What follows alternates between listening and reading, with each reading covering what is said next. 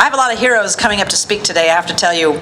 Next is Patrick Roddy. I heard about Patrick first, I think, through YouTube, and then we became a Facebook friend. Patrick is a chemtrail geoengineering activist and researcher out of San Francisco. He presented his paper, Human Health Impacts of Proposed Geoengineering Proposals, to the Paris Climate Geoengineering Conference in July, testified at the Federal Environmental Protection Agency on aircraft pollution in August, and gave a presentation at a climate modification technology workshop, yes, they have those, in Istanbul, Turkey in December 2015. He was born in Northern Ireland and has a background in physics, journalism, photography. He's pissed off like we are. Please welcome Patrick Roddy.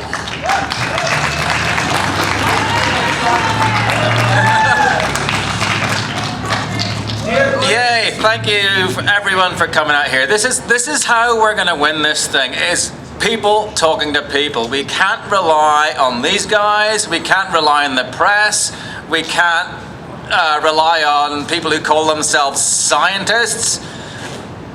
Science is observation. Anyone can do it. You observe things and you record it and you see if it fits a model. I mean, the paper that I did for the Paris Climate Conference in July, Human Health Impacts of Proposed Geoengineering Solutions, is quite simple.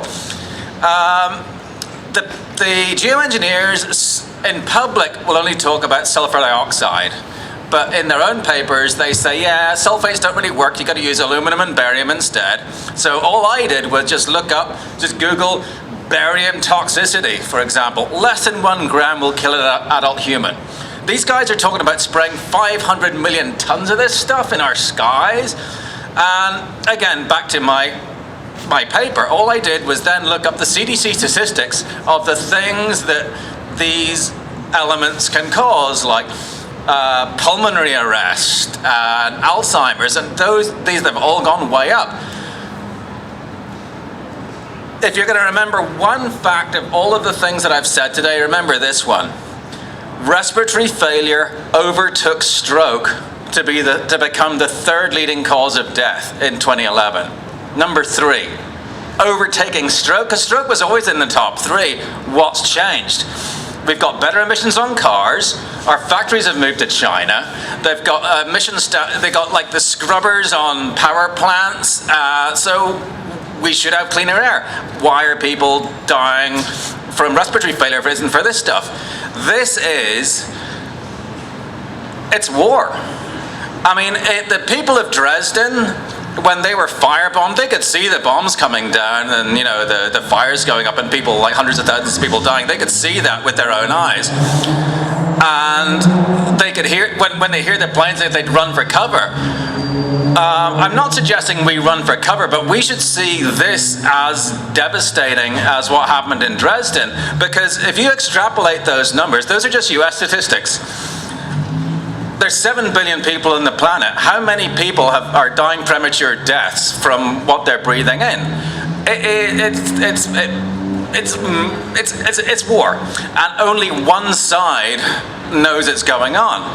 We, the victims, are blissfully unaware. We play happy Flappy Birds on our phones or look at the Kardashians and stuff, and meanwhile, our relatives are dying early deaths. Our children have asthma and all these weird diseases that are new.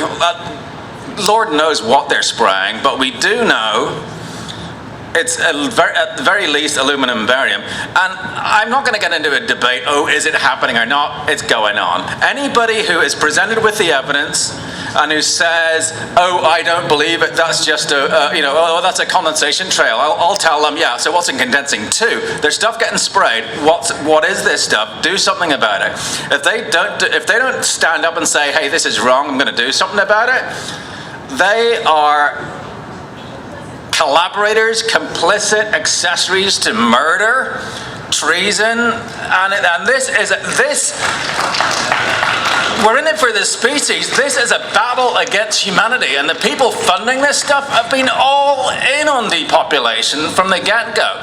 And it's nothing new. If you read Plato's Republic, back then they were saying, oh, there's too many ancient Greeks. I mean, all these foundations are they come from the robber barons. The robber barons are all in on population control. The Rockefellers, the Carnegies, the Gates, all these. I just call them the scumbags, you know. But we should treat it. I definitely do not suggest doing anything violent. We're not going to sort of like take up arms and like storm the EPA. You just call people on it.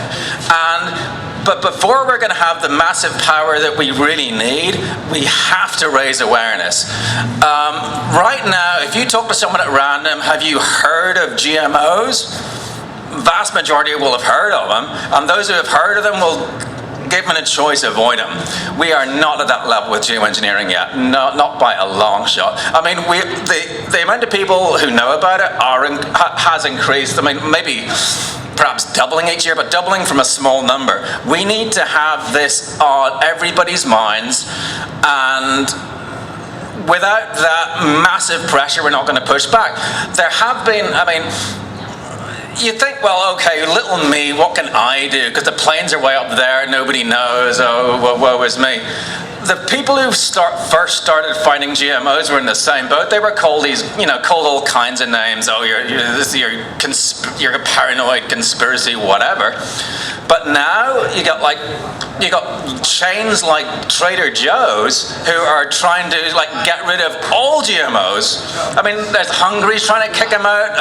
Uruguay. It can happen from the bottom, but it has to be the bottom. Don't wait for someone else to come up and say, oh, here, follow me to do this. Talk to someone on the bus. That's all it needs, because you don't know, whoever dropped the final straw or penny for you to go, oh, hey, yeah, this is a problem, I want to do something about it. You have no idea from appearances. Whoever you're talking to, that might be the key moment for them to actually go out and talk to 1,000 people. It's got to be grassroots. If your expertise is legislative, bureaucratic-y kind of legal or all those sort of things, do that. If your thing is knitting, do that. But whatever you have in your being, use it and fight this thing. We're in it for the species. This is a war, and until people know they're under attack, they're not going to even know to even consider to fight back. And it has become ridiculously blatant. They're pushing hard. Since COP21, they're saying, we have to be within this 1.5 degree thing, so we might just have to do this spraying thing. We don't want to do it, but we might have to. So they're pushing hard, and they may not. My concern when I went to Paris in July was they were going to try and put language in that agreement. I don't think they're even going to bother doing that. They're just going to implement. I mean, they already have implemented. You just have to look at anyone who's watching this YouTube video and thinks, oh, he's crazy. earthview.nasa.gov. Go there, have a look around. The planet is being, a child can know this stuff looks wrong. Actually, children do know. They look up like, what the hell, what's that going on? Everyone who's looked up knows something's up. But until we tell them what's actually going on, we're not going to get places. Like I said, this is a covert program. It's going on globally, and we shouldn't necessarily think, oh, we need. I mean, sure, put pressure on whoever is close by hiding this crime, but don't rely on someone on a white horse. Don't rely on me. Don't rely on anyone. Rely on yourself. You are more powerful than you think. Like I'm just some guy. I don't have degrees in whatever. And when I heard about the Paris thing, screw it, I'll write a paper. I've never written a paper before. I went to Paris. I got into the hands of 700 of the attendees there. And then the EPA thing, and then I just did it. And don't wait for permission. Don't try to. And you'll be surprised what you can do. So do it. We'll win this thing. It might take time. I mean, the people at the beginning of the GMO thing might probably felt, I don't know, it's a big uphill thing. But what I'm doing today is on the work of people who came before me, and there's going to be people after.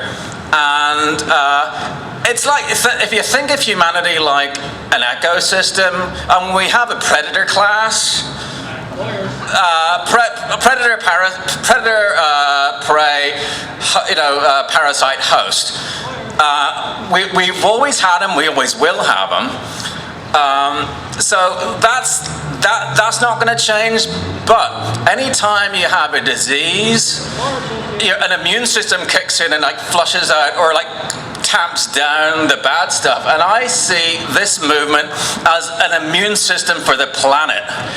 And we have to be the white blood cells to stop this massive war on all life on Earth. So yay, keep it up. That's 15 minutes? Awesome. Good job. Thank you so much. That was wonderful, Patrick.